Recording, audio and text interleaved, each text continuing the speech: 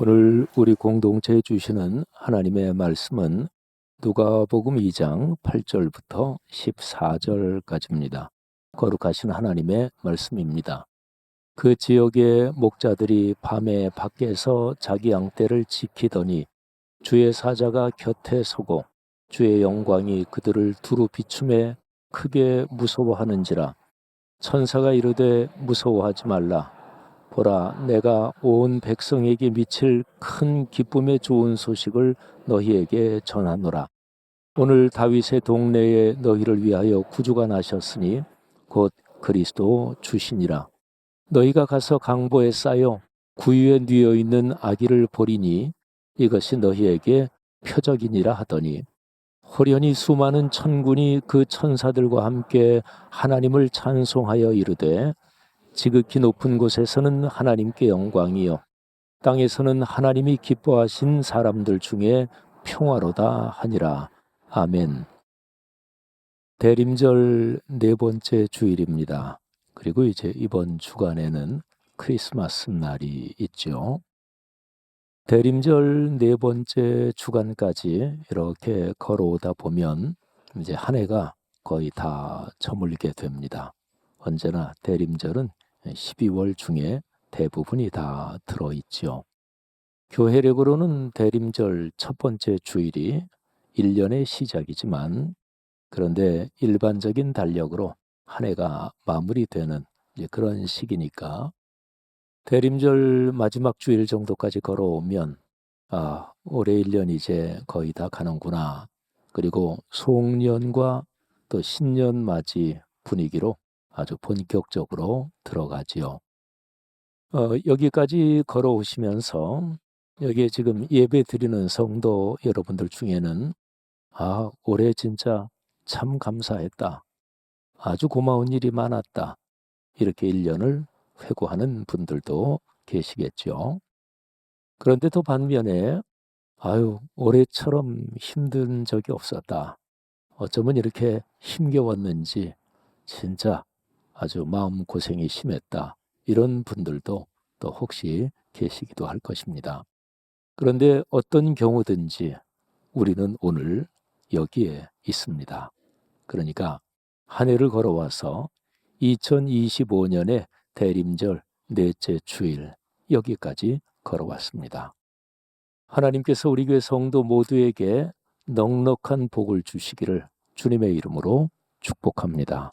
올해 1년 걸어온 길이 어떠했든지 간에 그리스도인의 시각으로, 신앙적인 관점으로 1년을 잘 성찰하고, 그리고 마무리를 감사로, 그리고 다시 맞는 새해의 희망으로 새해를 맞이할 수 있기를 주님의 이름으로 축복합니다. 모든 사람은 표시를 가지고 삽니다. 한번 머릿속에 어떤 사람을 떠올려 보세요. 친구든 혹은 어떤 사람이든. 그러면 그 사람을 내 머리에 떠올리면 제일 먼저 생각이 드는 그 사람에 대한 인상이 있을 것입니다. 그게 바로 그 사람의 표시라고 할 수가 있겠죠. 사람은 살면서 여러 가지 표시를 가지는데, 옛날에 교복이 있었던 때를 잠깐 한번 돌아보십시오. 그러면 교복은 내가 어느 중학교, 어느 고등학교에 소속이다. 이런 걸 표시하는 게 교복이죠. 또 오늘날에도 경찰 공직자분들, 또 군 공직자, 또 군인, 이런 분들은 제복을 입죠. 그리고 제복이 그 사람이 어디에 소속돼 있다. 이거를 표시합니다. 축구팀 또 여러 스포츠 팀들이 많은데, 저는 축구, 야구 굉장히 좋아하시고 어떤 팀 또 응원도 하시고 이런 분이 많은데, 근데 저는 축구, 야구 어떤 운동이든지 거기에 팀의 팬이다 그런 거 저는 하나도 없는 사람인데, 제가 유일하게 축구팀 중에서 투스 코블렌츠는 제가 팬입니다. 예, 우리 태영이 때문에 제가 팬이고 기도하고 있습니다. 어쨌든 어떤 축구팀 로고도 있고, 또 축구팀 응원하면 축구팀 상징하는 뭐를 그냥 가지고 가서 응원들 하죠. 문화적인 표시도 있습니다. 옷 입는 게 한동안은 슬림한 바지가 유행이더니 지금은 아주 넓은 바지가 또 젊은이들 사이에서 유행이더라고요. 그런 거는 내가 이런 문화에 속해 있다. 그런 문화적인 표시라고 할 수가 있죠. 비표라는 것도 있어요. 비밀 표시 이런 거죠. 어떤 행사에 굉장히 중요한 인물들이 많이 온다. 그러면 경비, 의전 이게 무지무지하게 강화되죠. 그래서 경호원들이 뭐 대놓고 누구나 딱 봐도 저 사람 경호원이네 뭐 이런 사람들도 많이 배치가 되지만 그런데 딱 봐서는 경호원인 줄 모르는 그런데 비표가 있어서 그 사람들 사이에서는 아는 이제 그런 경우도 있죠. 비표, 비밀 표시입니다. 그리스도인은 어떤 표시를 가진 사람들일까요? 자, 그리스도인 여기 있는 여러분과 저 우리는 공통점이 그리스도인이다. 이것이죠. 그러면 우리에게도 어떤 표시가 있을 거 아니겠어요? 그리스도인은 어떤 표시를 가지고 사는 사람들인가요?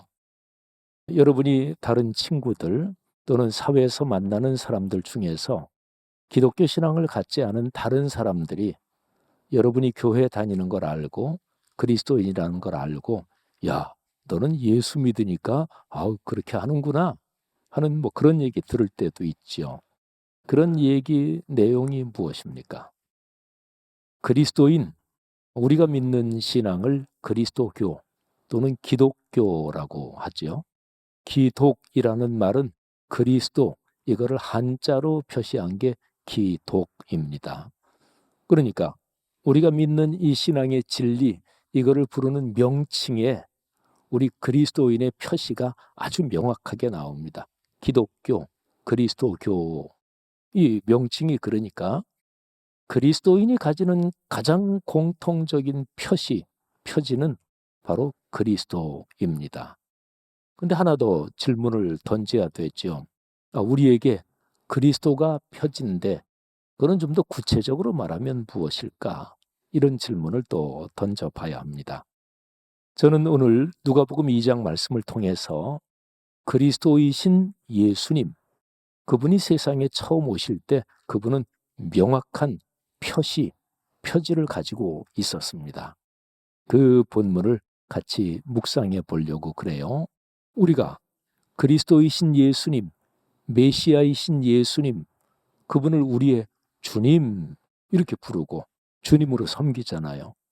그렇다면 우리의 삶에서 그리스도 예수, 그분이 태어날 때, 세상에 오실 때 갖고 계셨던 표시, 그 표지는 우리에게도 역시 중심적인 것이 되겠지요.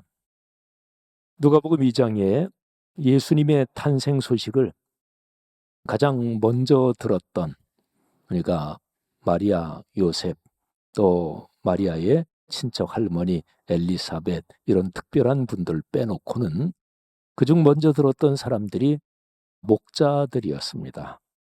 이 사람들이 밖에서 밤에 자기 양떼를 치느라고 들판에 있었습니다. 그때 천사들이 나타나요. 그래서 천사가 큰 기쁨의 좋은 소식을 전달을 해줍니다.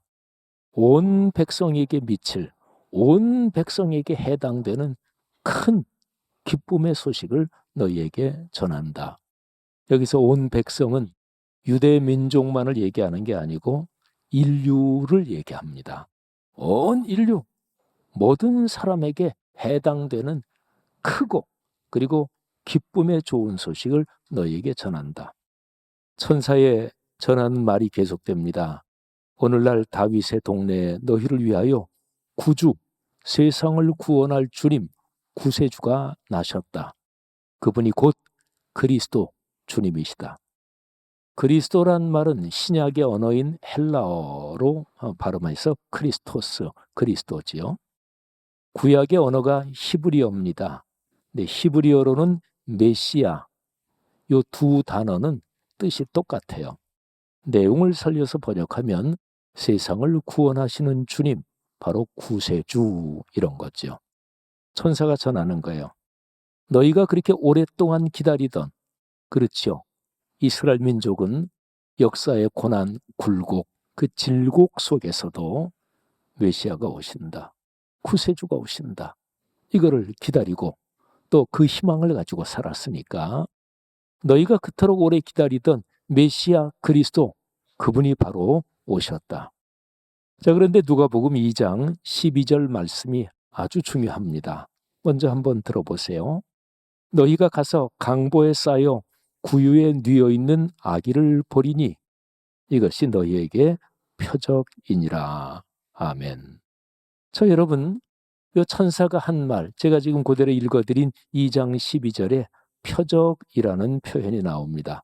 너희에게 이것이 표적이다. 표적이라고 하면 얼른 기적, 어떤 초자연적인 사건, 이런 게 머리에 떠오르실 수도 있는데, 그런데 이 표적이라고 여기 쓰인 말은 표시, 그런 말입니다. 제가 세번역 성경으로 한번 2장 12절을 읽어드리겠습니다. 너희는 한 갓난아기가 포대기에 쌓여 구유에 뉘어 있는 것을 볼 터인데 이것이 너희에게 준 표징 또는 표시이다. 자, 여러분, 예수 그리스도가 아기로, 갓난아이로 태어나셨어요.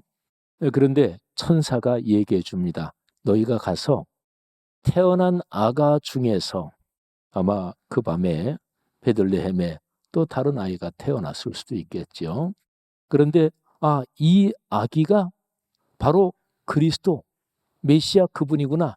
그걸 알아볼 수 있는 표시를 천사가 가르쳐 준 거예요.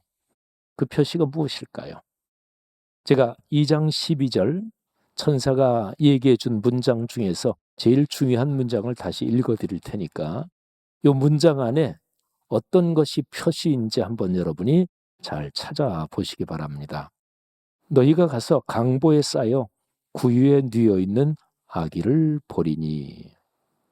자, 어떤 것일까요? 제가 지금 다시 한번 읽어드린 이 부분에 명사가 3개 나옵니다. 첫째는 강보, 두 번째는 구유, 세 번째는 아기. 아기가 표시일까요?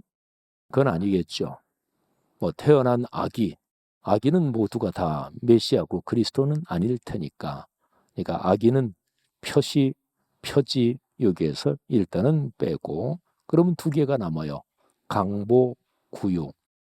근데 이 2 단어 전부 다 예수님을 믿고 신앙생활을 하는 사람한테는 강보, 구유 이 단어를 딱 듣기만 하면 크리스마스의 낭만, 캐롤, 교회에서 하는 성탄 축하 행사, 또 연말 연시까지 같이 연관이 되는 그런 아름다운 분위기가 얼른 머리에 떠오르게 만드는 단어예요. 강보, 구유. 근데 강보는 요즘 안 쓰는 말인데, 근데 이거는 아주 평범한 말입니다. 제가 아까 2장 12절 세번역 성경으로 읽어드렸는데, 세번역 성경에서는 한 갓난아기가 포대기에 쌓여 이렇게 번역을 했어요.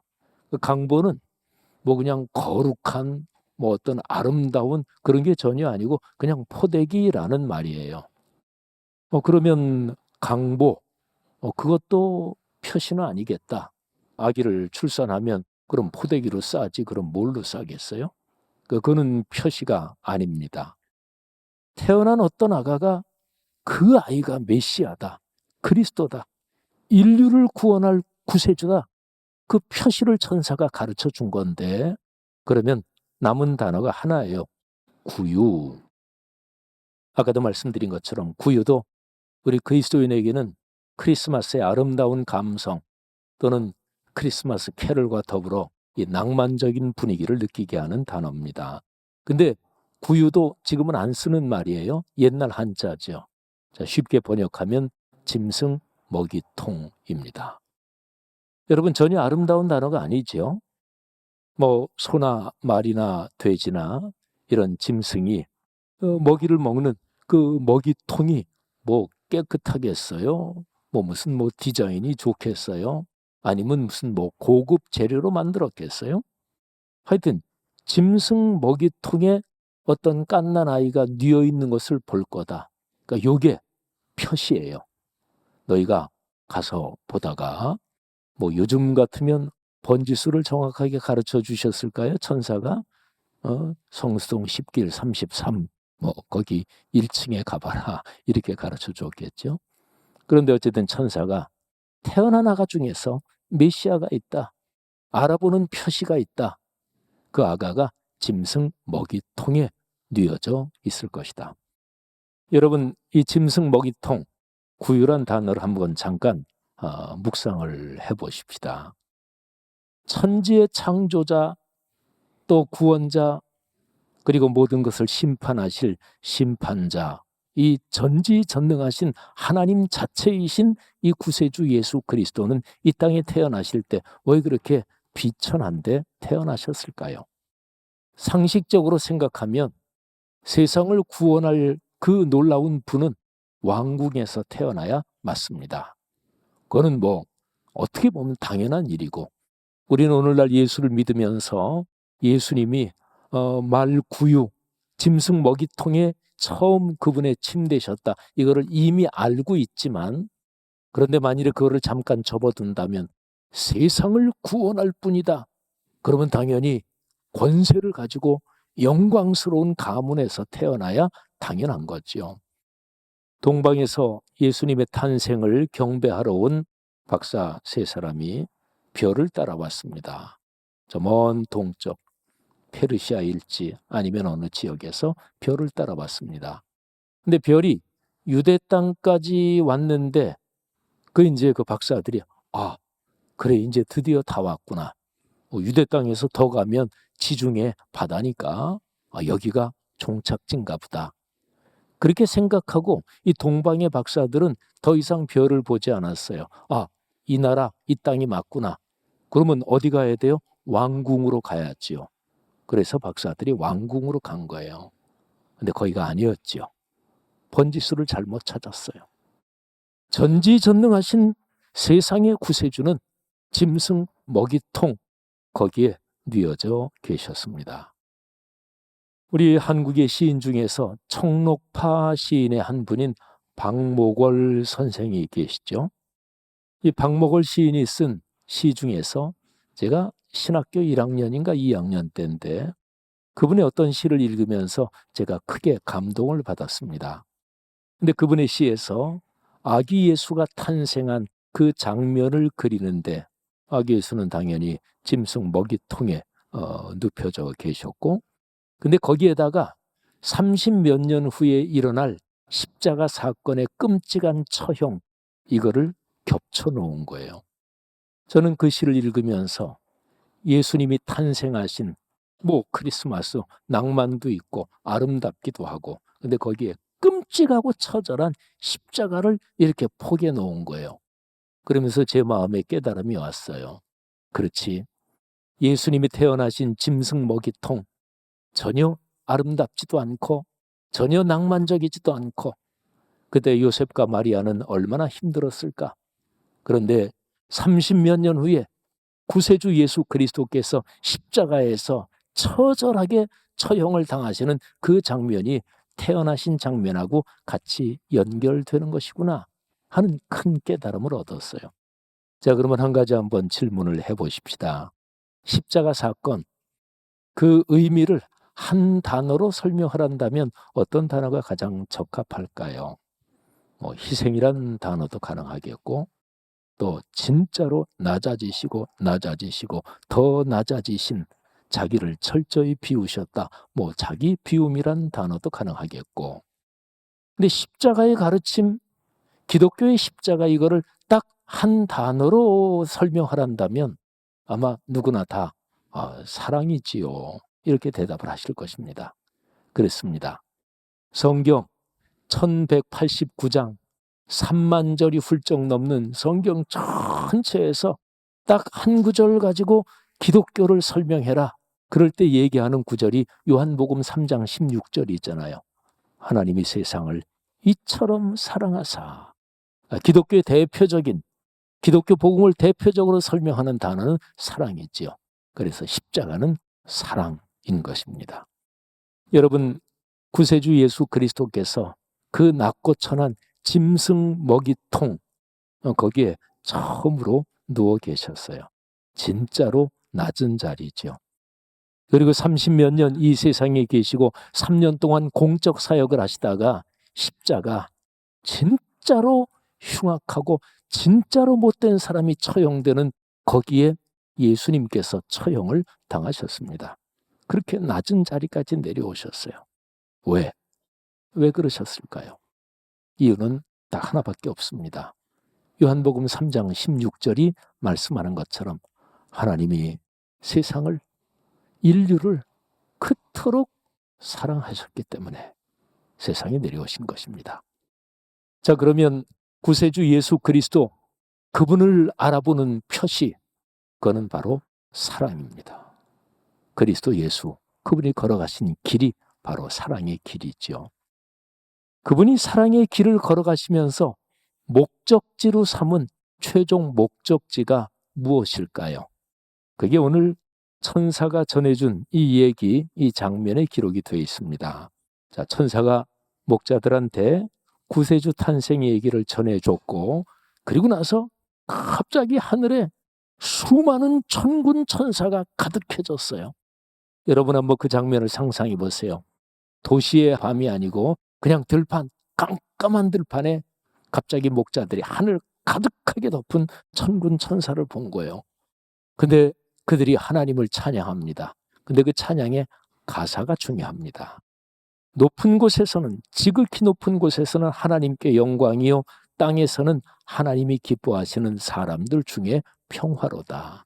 자, 영광은 누구에게? 하나님께. 그럴 때 사람에게 뭐가 있다고요? 평화가 있다 하는 얘기입니다.